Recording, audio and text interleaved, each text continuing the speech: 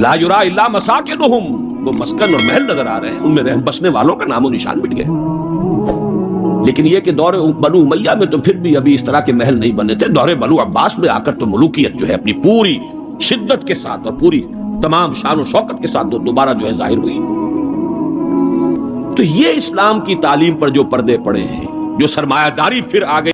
السلام علیکم سامعین، ڈاکٹر اسرار احمد صاحب کے مزید بیانات سننے کے لیے ہمارے چینل اسلام کی اصل تعلیمات پر جو پردے دور ملوکیت میں پڑ گئے تھے، اسلام کی اصل تعلیمات تو دور خلافت راشدہ کی تھی۔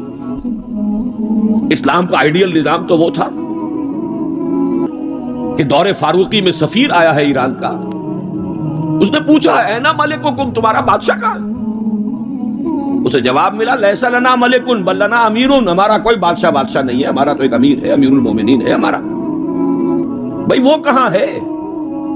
کوئی محل نظر نہیں آ رہا ہے چھوٹی سی بستی کے اندر۔ وہ ہمارے فاروق رہتا کہاں ہے جس کے نام سے تھرا رہے ہیں شہنشاہوں کے ایوان، لرزہ طاری ہے جس کے نام سے، رہتا کہاں؟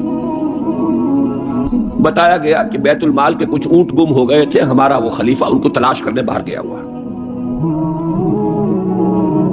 وہ کسی کو ساتھ لے کر گیا ہوگا کہ پہچان تو سکے۔ تو دیکھا کہ تھک گئے تھے حضرت عمر فاروق، صبح سے تلاش میں تھے، اونٹ نہیں ملے، تھک گئے، دھوپ تیز ہو گئی، تو ایک جھاڑی کے ذرا سائے میں استراحت فرما رہے ہیں، اپنا کوڑا اپنے سر کے نیچے رکھ کر۔ اس نے وہاں کھڑے ہو کر کہا اے عمر، تم انصاف کرتے ہو لہذا تمہیں کوئی خوف نہیں۔ ہمارے بادشاہ ظلم کرتے ہیں، ان کی جان کانپتی رہتی ہے، اونچی اونچی فصیلوں کے پیچھے بھی وہ لرزتے رہتے ہیں، انہیں باڈی گارڈز کی ضرورت ہے، ان کے لیے تو طرح طرح کی حفاظتوں کا سامان۔ یہ تھا نظام جو محمد عربی نے دیا صلی اللہ علیہ وسلم۔ دور ملوکیت میں تو پھر وہی ایوان سجے، وہی محل بنے، وہی چہیتی بیویوں کے لیے کروڑوں روپے کے مقبرے تعمیر ہوئے، محل بنے۔ جا کر دیکھ لیجئے الحمرا، دیکھ لیجئے جا کر محل۔ اب وہ محل ہیں لا یرا الا مساکنہم، وہ مسکن اور محل نظر آ رہے ہیں، ان میں رہن بسنے والوں کا نام و نشان مٹ گئے۔ لیکن یہ کہ دور بنو امیہ میں تو پھر بھی ابھی اس طرح کے محل نہیں بنے تھے۔ دور بنو عباس میں آ کر تو ملوکیت جو ہے اپنی پوری شدت کے ساتھ اور پوری تمام شان و شوکت کے ساتھ دوبارہ جو ہے ظاہر ہوئی۔ تو یہ اسلام کی تعلیم پر جو پردے پڑے ہیں، جو سرمایہ داری پھر آ گئی، جاگیرداری پھر آ گئی، بہانوں سے سود کو جائز کیا گیا، بیع مؤجل کے حوالے سے ہی سود کے لیے راستے کھول دیے گئے، یہ سارے جاگیریں دی جا رہی ہیں، یہ سارا کا سارا نظام آ گیا۔ ظاہر بات ہے جسے سعودی ماڈل درکار نہیں، جسے ایرانین ماڈل منظور نہیں، وہ اس ماڈل کو کیسے پسند کرے؟ ماڈل تو اگر چاہیے تو وہ تو خلافت راشدہ کا، اس کا کوئی عملی نمونہ دنیا میں آج نہیں۔ تو اقبال نے یہ کہا تھا کہ اگر ایسا ہو گیا، کاش کہ ایسا ہو جائے، تو ہمیں ایک موقع مل جائے گا کہ اسلام کی تعلیمات پر جو پردے دور ملوکیت میں پڑ گئے تھے انہیں ہٹا کر اسلام کے اصل رخ روشن دنیا کو دکھائیں۔ یہی بات قائد اعظم نے کہی تھی۔ ہمیں پاکستان اس لیے مطلوب ہے کہ عہد حاضر میں اسلام کے اصول حریت و اخوت و مساوات کا ایک نمونہ دنیا کے سامنے پیش کر سکیں۔ یہ بات دوسری ہے، 45 برس بیت گئے شمسی حساب سے، اور 46.5 برس بیت چکے ہیں قمری حساب سے، ابھی تو کہیں وہ مساوات اور حریت اور اخوت کہیں نظر نہیں آ رہی۔ وہ تو ایک قوم بھی کئی قومیتوں میں بٹ گئی، لسانی اور علاقائی اور صوبائی عصبیتوں کا دور دورہ ہے۔ ڈھونڈ اب اس کو چراغ رخ زیبا لے کر، وہ ایک قوم جو ہندوؤں کے مقابلے میں ایک قوم بن گئی تھی، اب تو وہ تحلیل ہو چکی، اس کا کوئی وجود ہی نہیں ہے۔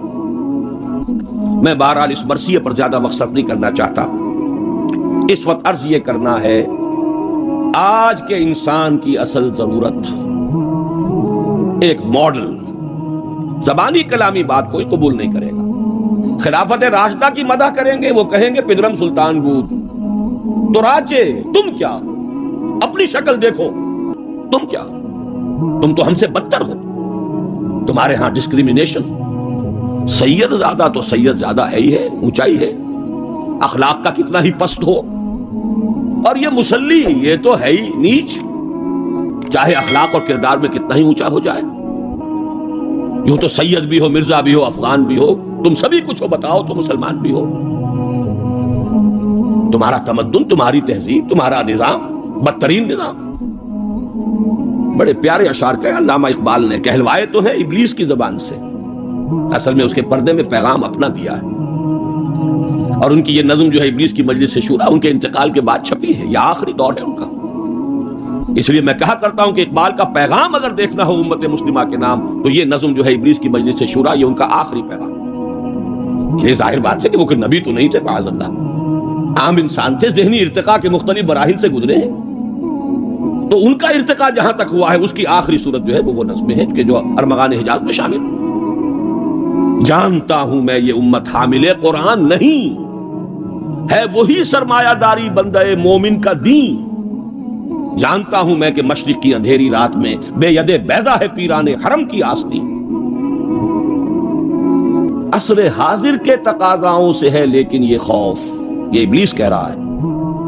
عصر حاضر کے تقاضاؤں سے ہے لیکن یہ خوف, ہو نہ جائے آشکارا شرع پیغمبر کہیں.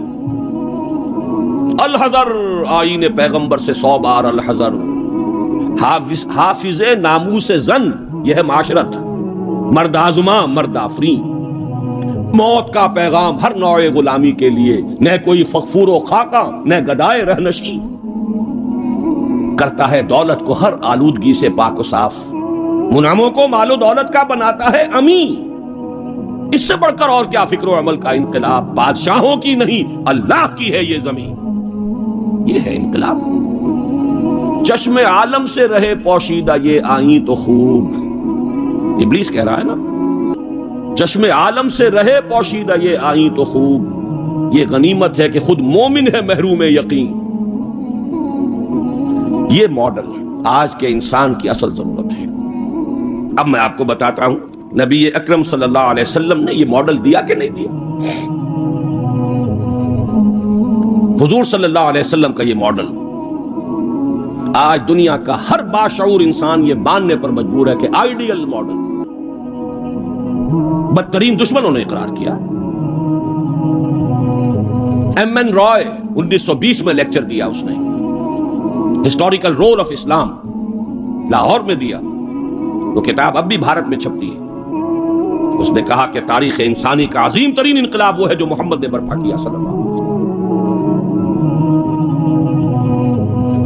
گاندھی نے 1937 میں جب پہلی مرتبہ ہندوستان میں انگریزوں نے ہمیں کچھ تھوڑی سی سیلف گورنمنٹ دینی شروع کی تھی, 35 کا ایکٹ جو ہے گورنمنٹ آف انڈیا ایکٹ 1935, اس کے نتیجے میں پھر الیکشنز ہوئے سن 36 میں, اور پھر وزارتیں بنی اور پورے ہندوستان میں کانگریس کی وزارت. ہریجن میں مقالہ لکھا گاندھی نے اور اپنے ان وزیروں کو کہا, ہدایت کی کہ ابو بکر اور عمر کے ماڈل کو سامنے رکھنا.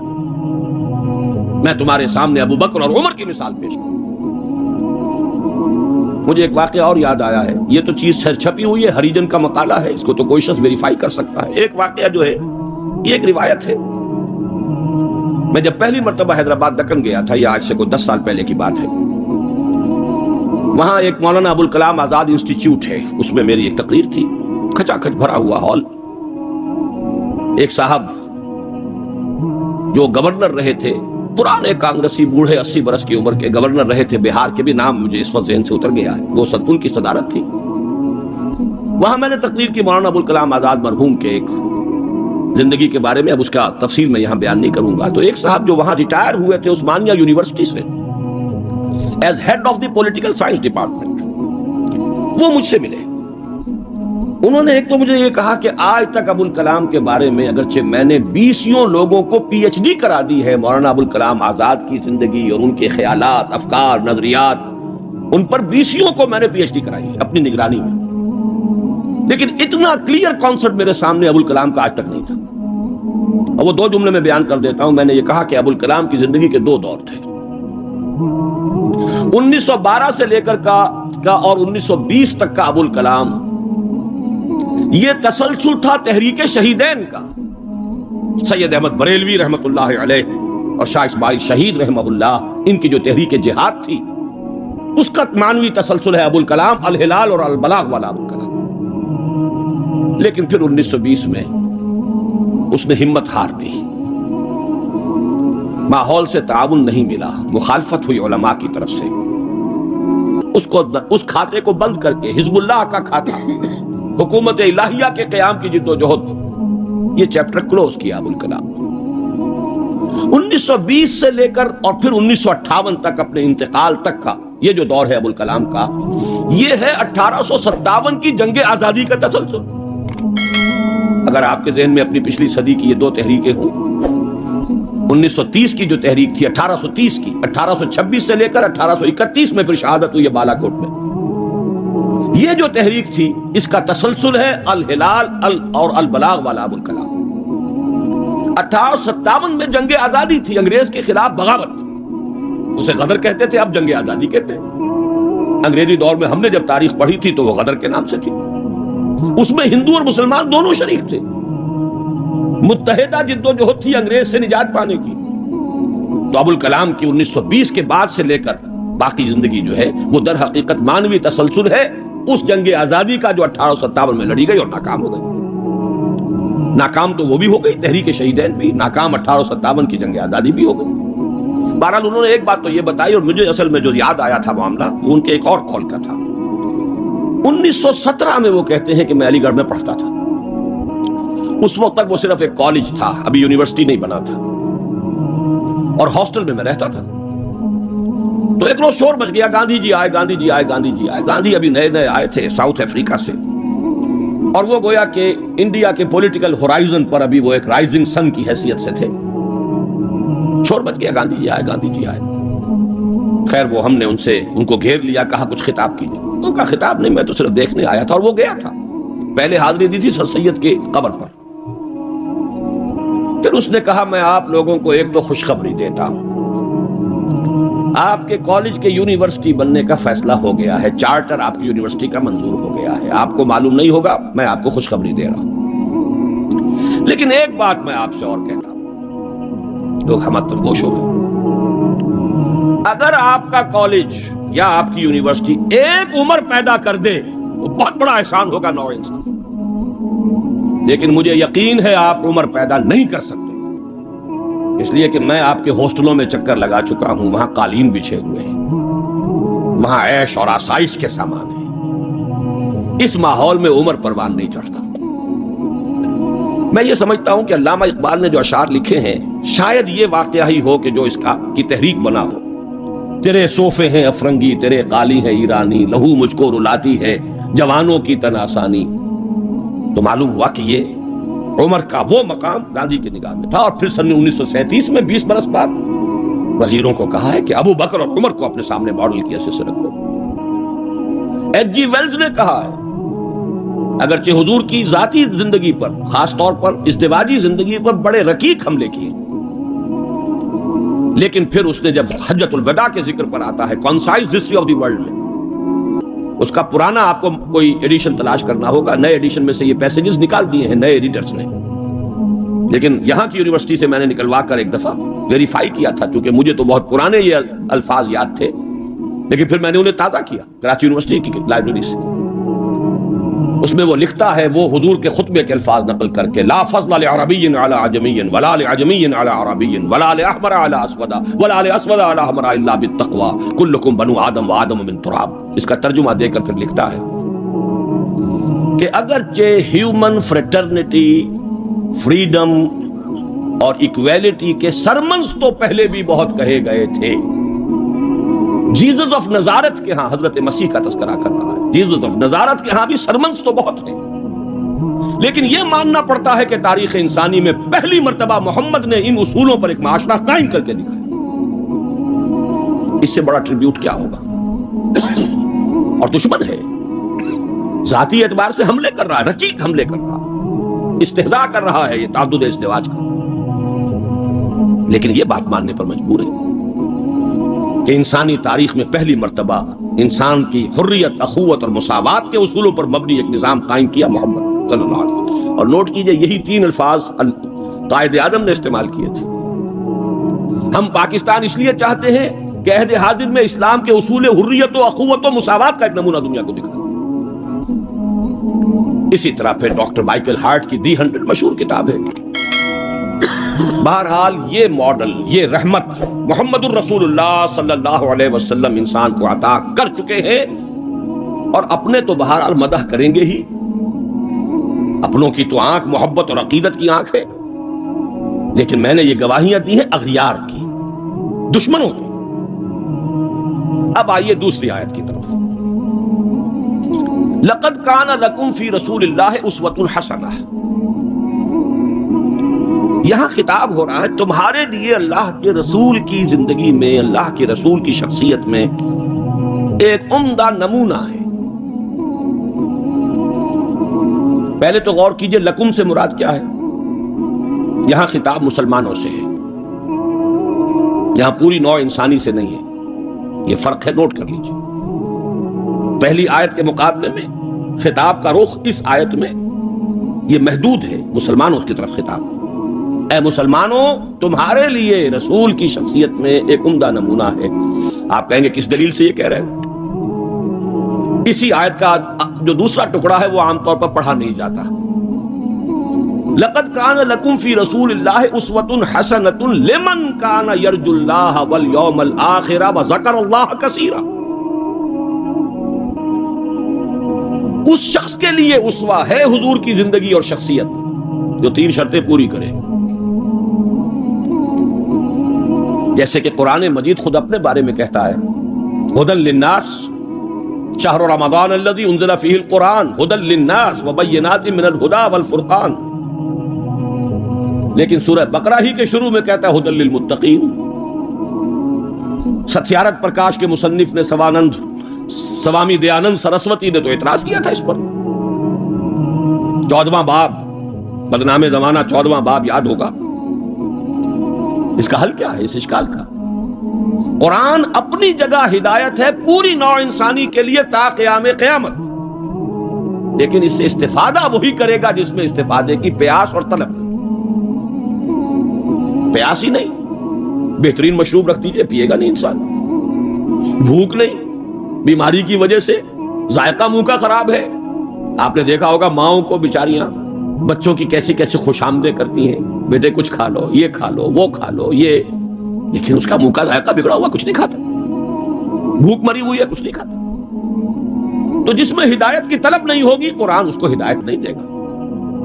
اپنی جگہ ھدی للناس، استفادے کے لیے شرط ہے، پیاس ہو، طلب ہو تب۔ اسی طرح حضور کی زندگی اسوہ کاملہ، اپنی جگہ مکمل ہر اعتبار سے، لیکن اس سے استفادہ کرنے کے لیے تین شرطیں ہیں۔ لقد کان لکم فی رسول اللہ اسوۃ حسنۃ لمن کان یرجو اللہ والیوم الآخر وذکر اللہ کثیرا، اس کے لیے اسوہ ہے کہ جو اللہ سے ملاقات کا امیدوار ہے، یوم آخرت پر یقین رکھتا ہے، حساب کتاب کا یقین ہے، اور اللہ کا ذکر کرتا ہو کثرت کے ساتھ، اس کے لیے اسوہ۔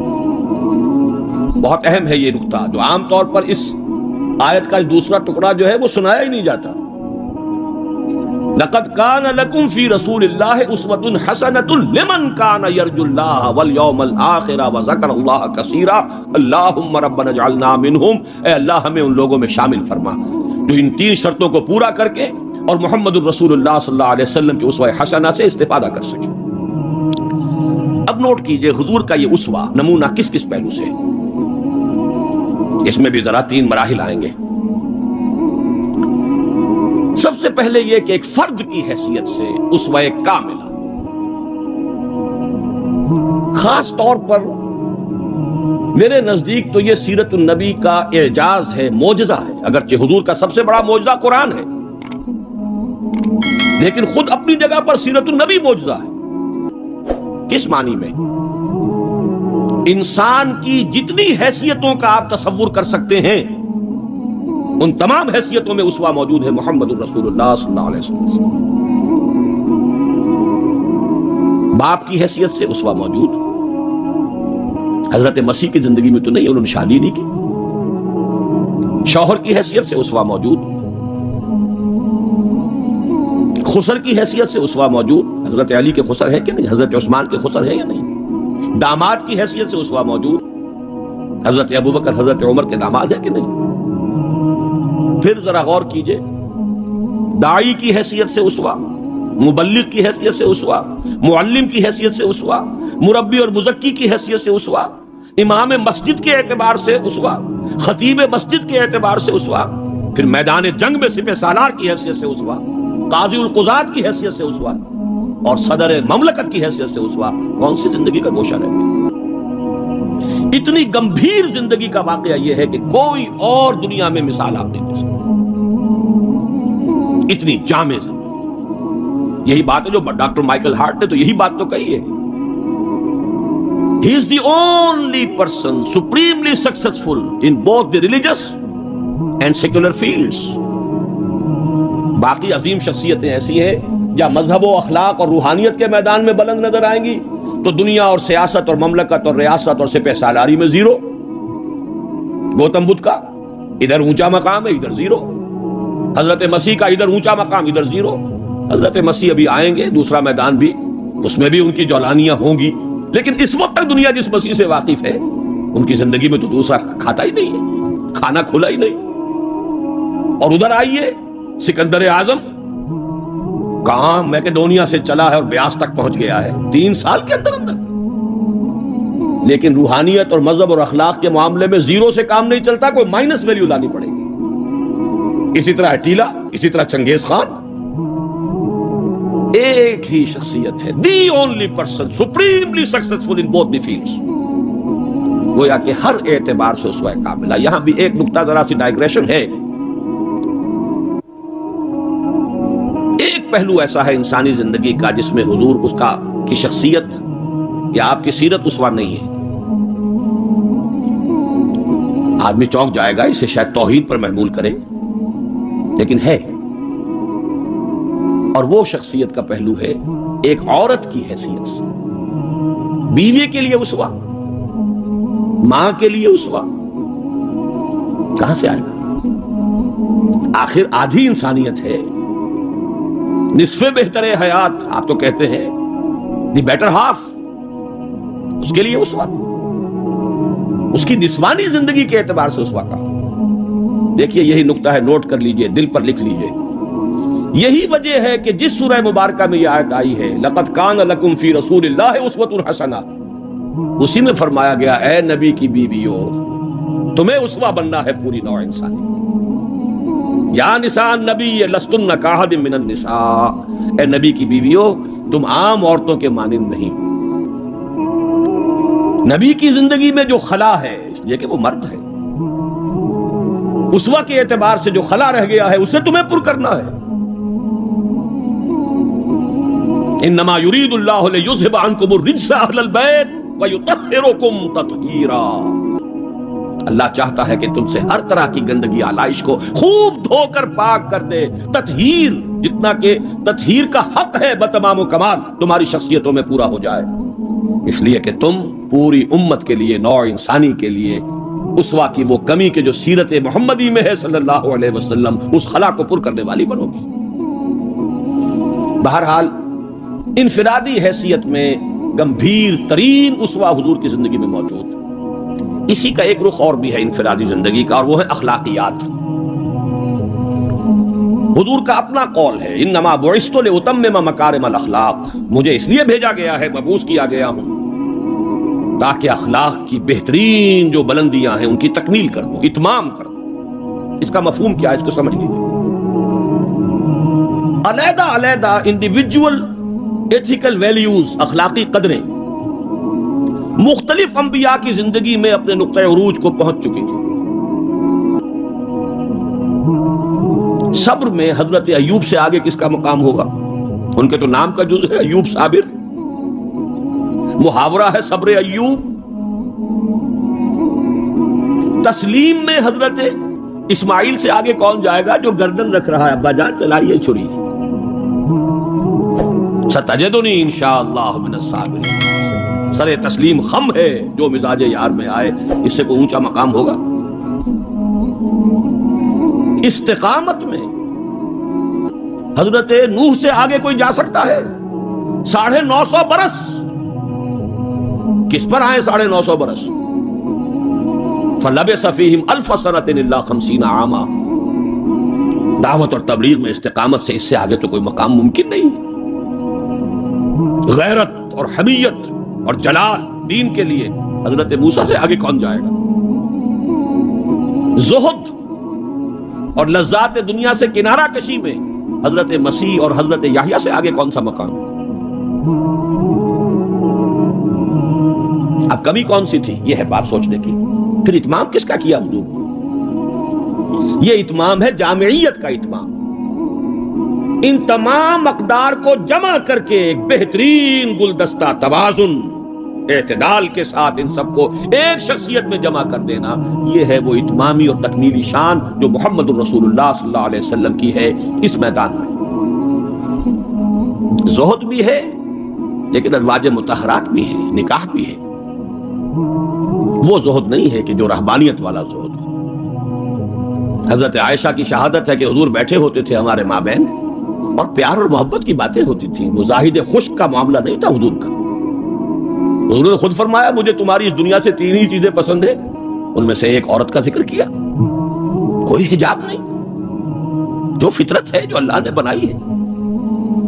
بھرپور آئلی زندگی پسند کی ہے. بہت محبت کرنے والے اور محبت دینے والے شوہر تھے محمد صلی اللہ علیہ وسلم. لیکن جیسے ہی اذان کی آواز آتی تھی ایسے اٹھ کر چلے جاتے تھے کہ جیسے ہم سے کوئی تعلق ہی نہیں، سروکار ہی نہیں، ہم سے واقف ہی نہیں کہ ہم کون. یہ ہے وہ درمیانے قارے دریا تختہ بدم کر دہی باز بھی گوئی کے دامن ترمکن ہوشیار باش. اچھا دیکھیے یاد آ گیا ہے آپ کی بھی طبیعت اس وقت جو ہے میں تو دیکھ رہا ہوں آمادگی ہے، وقت کچھ زیادہ بھی صرف ہو جائے تو کوئی حرج نہیں. رجم کا ایک واقعہ ہو رہا ہے حضرت مسیح کی زندگی میں. وہ میری مگدلین پڑھا ہوگا آپ نے، زانیہ تھی، جرم ثابت ہو گیا، اسے رجم کرنے کے لیے لے کے جا رہے تھے. شور مچا ہوا تھا، حضرت مسیح بھی گزر رہے تھے. کیا معاملہ ہے؟ یہ ہے. فرمایا ٹھیک ہے چلو، خود بھی چلے. اب جب اسے باندھ دیا گیا اب کھڑے ہو کے فرمایا ٹھیک ہے قانون ہے رجم کا اور یہ شریعت موسوی کا حکم ہے، رجم ہونا چاہیے، لیکن اس کو پہلا پتھر وہ مارے جس نے خود کبھی زنا نہ کیا. میں کہتا ہوں حیرت ناک بات ہے یہ کہ اتنی شرافت ان لوگوں میں تھی کہ ایک ایک جو ہے وہاں سے کھسکنا شروع ہو گیا، مجمع چھٹ گیا. یہ ایک رخ ہے زندگی کا. حضور کی شخصیت میں اب آپ کو 2 رخ جمع ملیں گے. وہ غامدیہ خاتون آئی ہے، اس نے کہا حضور مجھ سے وہ خطا ہو گئی ہے، مجھے پاک کر دی. حضور نے پوچھا کہ کہیں کوئی حمل تو نہیں ہے؟ جی حمل بھی ہے. تو جاؤ، جرم تمہارا ہے، اس جان کا کیا جرم ہے جو تمہارے پیٹ میں ہے؟ وضع حمل کے بعد آنا. اب آئی ہے وہ وضع حمل کے بعد، بچہ گود میں ہے. حضور وہ مرحلہ طے ہو گیا، مجھے پاک کر دیجئے، رجم کر دیجئے، میں پاک ہو جاؤں. دنیا کی سزا میں بھگت لوں گی، آخرت میں اللہ مجھے بچا. فرمایا ابھی تو اس بچے کی زندگی تمہارے ساتھ وابستہ ہے، جاؤ دودھ پلاؤ. کچھ دنوں کے بعد پھر آئی ہے، بچے کے ہاتھ میں روٹی کا ٹکڑا ہے، کھا رہا ہے. فرمایا ہاں ٹھیک ہے لے جاؤ اس کو رجم کر دو، اللہ کا حکم ہے. لا تاخذکم رافۃ فی دین اللہ ولا تاخذکم بہما رافۃ فی دین اللہ. اللہ کا حکم ہے، کرنا ہوگا، چاہے اپنے سینے پر پتھر رکھنا پڑے، اب رجم کرنا ہوگا. لیکن جب رجم ہو گیا ہے اور وہ خاتون جو ہے ان کا انتقال ہو گیا، کسی کی زبان سے نکل گیا کتنی بے حیا عورت تھی، حضور نے ڈانٹ دیا. نہیں، اس عورت نے وہ توبہ کی ہے کہ اگر تمام مدینے والوں پر تقسیم کر دی جائے تو سب کی نجات کا ذریعہ بن جائے. یہ توازن ہے. حکم رب کا نفاذ بھی ہے، اس میں اپنی ذاتی شفقت کو آڑے نہیں آنے دینا ہے. لیکن یہ نہیں ہے کہ اس سے کوئی سوء ظن ہو. مریض سے دشمنی نہیں ہوتی، مرض سے دشمنی ہوتی. مریض سے تو ہمدردی ہوتی، اور اس نے تو وہ توبہ کی ہے. بہرحال انفرادی سطح پر میں نے ایک تو عرض کیا کہ اسوہ محمدی کی جامعیت کبریٰ. نمبر 2، اخلاقی میدان میں تکمیل، یعنی تمام جتنی اخلاقی اقدار ہیں بلند اور اعلیٰ، ان کا مجموعہ حسین گلدستہ جس میں ہر شے اپنے اپنے مقام پر صحیح توازن اور اعتدال کے ساتھ ہے. یہ ہے خاص معاملہ محمد الرسول اللہ صلی اللہ علیہ وسلم. دوسرا اسوہ حضور کا وہ میں بیان کر چکا ہوں، ایک ماڈل پیش کر دیا، نوع انسانی کے لیے ایک ماڈل، وہ نظام قائم کیا۔ کس نے کیا؟ محمد رسول اللہ نے کیا صلی اللہ علیہ وسلم۔ اگرچہ یہ نوٹ کر لیجئے کہ اس ماڈل کا جو اصل ہے دور، وہ ہے دور فاروقی۔ یہاں بھی کہیں آپ یہ نہ کہیں توہین کر رہا، دور نبوی نہیں ہے اس کا ماڈل۔ کیوں؟ حضور کی حیات طیبہ میں تو ابھی انقلابی عمل جاری تھا، ریولوشنری پروسیس تھا اپنے پورے جوبن کے اوپر، نظام قائم ہوا اور آپ کا انتقال ہو گیا، بلکہ آپ نے خود چوز کیا ہے۔ اللہم فی الرفیق الاعلی، اے اللہ بس میرا کام پورا ہو گیا، اب میں مزید یہاں رہنے کو تیار نہیں۔ خود خطبہ دیا آپ نے۔ بلکہ اسے اگر سوء ادب نہ سمجھا جائے تو میرے دل میں تو ایک بات ہے کہ اگر حضور کے قدموں میں اللہ نے پہنچا دیا میدان قیامت میں یا عالم آخرت میں، تو شکوہ کروں گا کہ حضور آپ نے جلدی کی۔ ابھی جو عرب ایمان لائے تھے یدخلون فی دین اللہ افواجا، ابھی ان کی کچھ اور تربیت آپ فرماتے، کچھ اور دن آپ دنیا میں قیام فرماتے۔ چوائس ہوتا ہے نبی کا، یہ تو حضور کی حدیث ہے۔ انبیاء کا معاملہ خاص ہے کہ جب وقت آ جاتا ہے اس وقت انہیں چوائس دے دیا جاتا ہے، ابھی مزید رہنا چاہتے ہیں تو رہیے، اور اگر واپس آنا چاہتے ہیں تو ٹھیک ہے، آپ کا وہ وقت جو ہے ہو چکا۔ اسی پر تو حضور نے فرمایا تھا مرض وفات میں جب ذرا سا وقفہ ہوا ہے اور افاقہ ہوا ہے، حضرت ابو بکر نماز پڑھا رہے تھے مسجد نبوی میں، اور حضور پھر اپنے اس افاقے کی وجہ سے حضرت علی اور حضرت عباس رضی اللہ تعالی عنہما کے کندھوں پر اپنا ایک ایک ہاتھ دست مبارک رکھ کر مسجد میں تشریف لائے ہیں۔ حضرت ابو بکر ہٹنے لگے پیچھے، جب آپ امامت فرمایا آپ نے اشارے سے کہا نہیں تو میں امامت کروں۔ حضرت ابو بکر کے پہلو میں بیٹھ گئے، کھڑے نہیں رہ سکے۔ اب آپ نماز پڑھ رہے تھے، حضرت ابو بکر آپ کی اقتدا کر رہے تھے، اور باقی پوری جماعت حضرت ابو بکر کی اقتدا کر رہے تھے۔ یہ خاص نماز ہے، یہ ایک ہی نماز ہے بس جو اس رنگ میں پڑھی گئی۔ اس نماز کے بعد آپ نے خطبہ دیا۔ اللہ نے اپنے ایک بندے کو یہ اختیار دیا ہے، چاہے وہ دنیا میں رہے اور چاہے وہ واپس آ جائے، بندے نے اللہ کی طرف لوٹنے کو قبول کر لیا ہے۔ حضرت ابو بکر رو پڑے، باقی صحابہ نہیں سمجھے کہ یہ تو ایک خاص بات کہی جا رہی ہے، کسی اور کی حکایت ہے، کیا ہے۔ حضرت ابو بکر رو پڑے، سمجھ گئے کہ معاملہ کیا ہے۔ اب آپ نے فیصلہ کر لیا مراجعہ۔ بہرحال میں یہ عرض کر رہا تھا کہ حضور کی حیات طیبہ بہت گمبھیر انقلابی عمل ہے جو اس کے اندر چھایا ہوا ہے، اس میں پھر ابھی اس نظام کی برکات جو ہے وہ نمایاں نہیں ہے، موجود ہیں، نمایاں نہیں ہے۔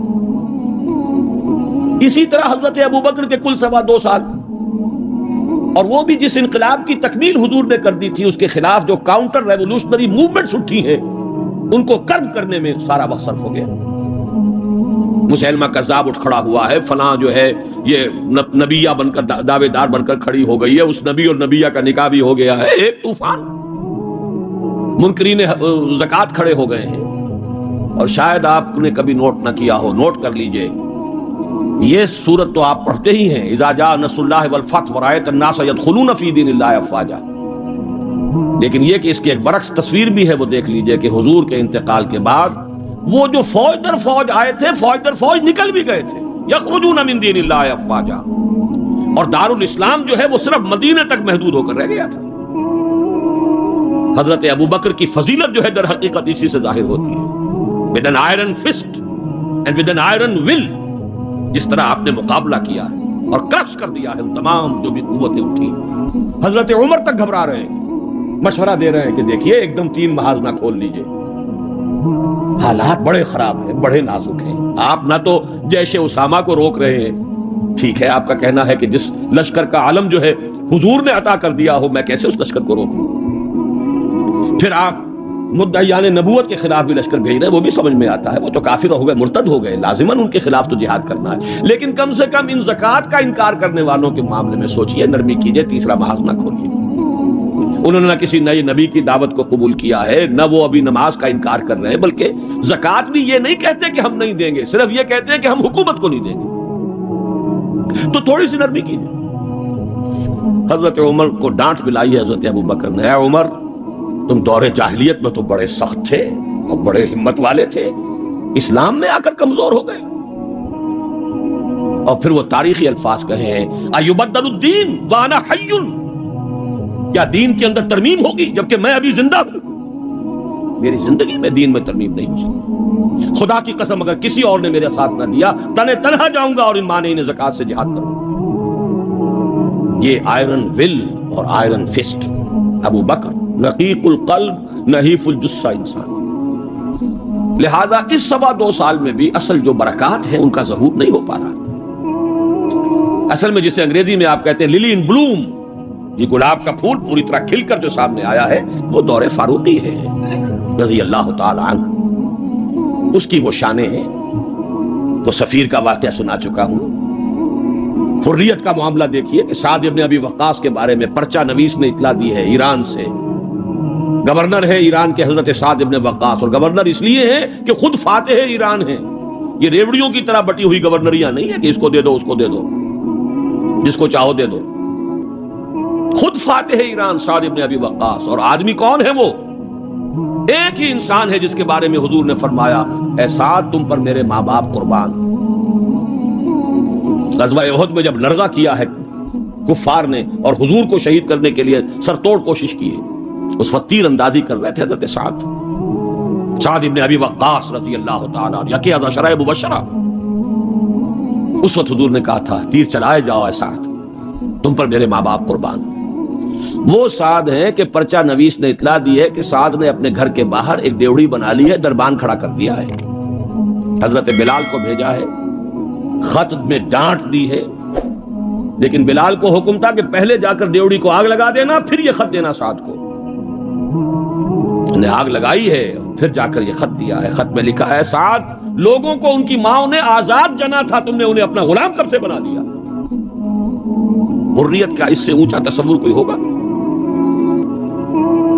ایک عورت ٹوک رہی ہے، عمر جی محمد عورت تھی، یہ کیا تم نے حکم نافذ کیا ہے کہ مہر اس سے زیادہ نہیں ہوگا؟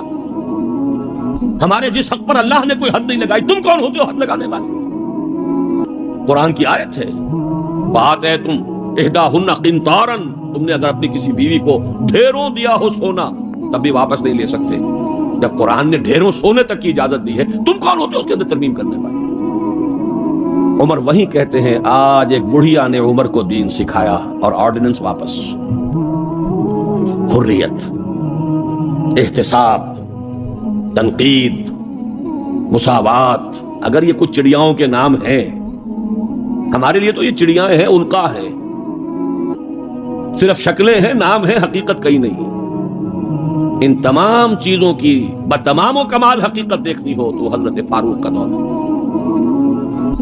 بیت المقدس کا سفر کر رہے ہیں اور ایک اونٹ تقریباً 700 میل کا سفر ہے، کوئی نجی سفر نہیں ہے، کوئی انٹوریج نہیں ہے، کوئی 250, 300, 400 آدمی ساتھ نہیں ہے، کوئی پورا بوئنگ 747 نہیں لے جایا گیا عمرے کے لیے.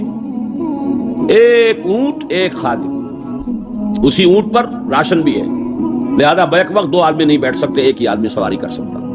ایک منزل میں خلیفہ وقت اوپر بیٹھے ہیں اور خادم نکیل پکڑ کر آگے چل رہا ہے، اگلی منزل میں خادم اوپر بیٹھا ہے اور خلیفہ وقت نکیل پکڑ کر چل رہا ہے. اور آخری وقت میں باری اتفاقاً آ گئی خادم کی، اس نے ہاتھ جوڑ دیا کہ خدا کے لیے لوگ کیا کہیں گے، میرے سر ہو جائیں گے. فرمایا نہیں الدور دورک، نہیں، باری تمہاری. اور اس محاذ پر تھے کون؟ کمانڈر ابو عبیدہ بن الجراح رضی اللہ تعالی عنہ، امین هذه الامہ.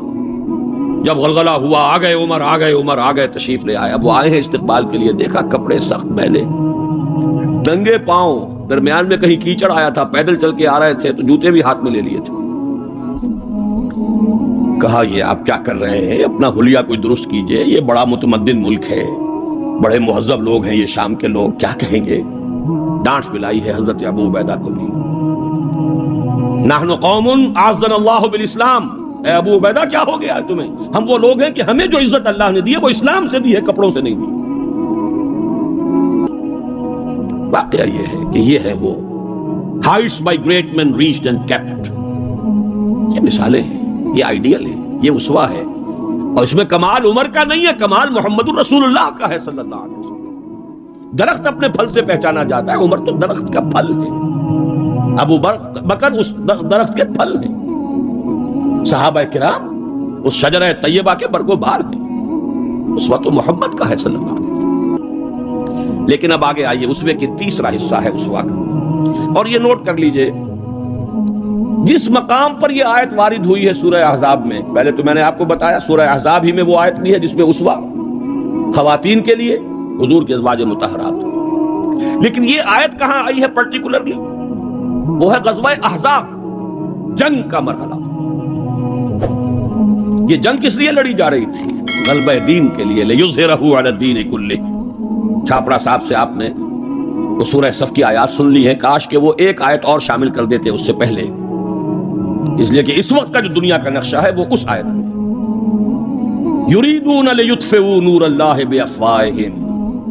یہ چاہتے ہیں کہ اللہ کے نور کو، اللہ کے اس نور کو اپنی منہ کی پھونکوں سے بجھا دیں. واللہ متم نورہ ولو کرہ الکافرون. اور اللہ تو اپنے نور کا اتمام فرما کر رہے گا چاہے کافروں کو کتنا ہی ناگوار ہو.